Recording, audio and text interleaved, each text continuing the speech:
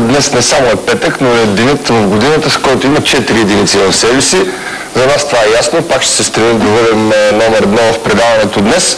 Вижте обаче какви теми и гости се крият зад нашето желание. И днес, в тази сутрин, как БСП и НДСВ ще изпълнят предизборните си обещания с бюджет 2006, бившият министър на икономиката Лидия Шулева и председателят на Комисията по бюджет и финанси Петър Димитров.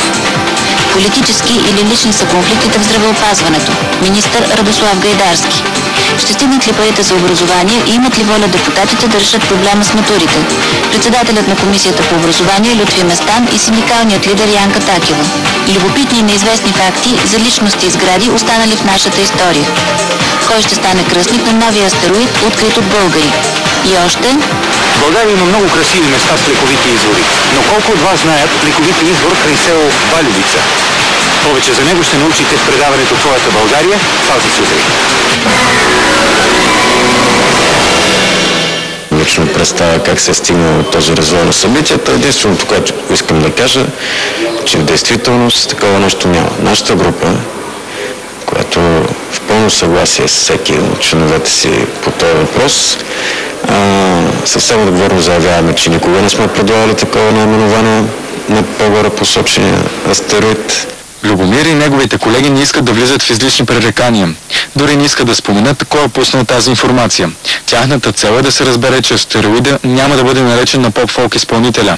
Според мен това, което губи България, което е много неприятно, е, че това, което излезе в световните медии, под общото число български астрономи, без да се споменават имена, това слага едно черно петно не само на мой екип от млади астрономи, а слага петно изобщо на всички български астрономи.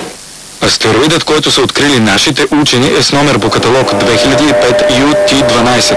Космическото тяло е признато от Международната астрономическа организация. По световните правила, за да получи име новооткрит астероид, трябва да минат определен брой изследвания. За това са нужни години. Как може да се говори за, след като никой от групата, любители астрономи, не е да говорила за скандални личности, как изведнъж се появява една скандална личност. Това мен ме интересува много. И не само мен, всичките наши колеги. Избор на име все пак има. Екипът от астрономи е решил да нарече астероида на един от основателите на астрономията в България, академик Никола Бонев.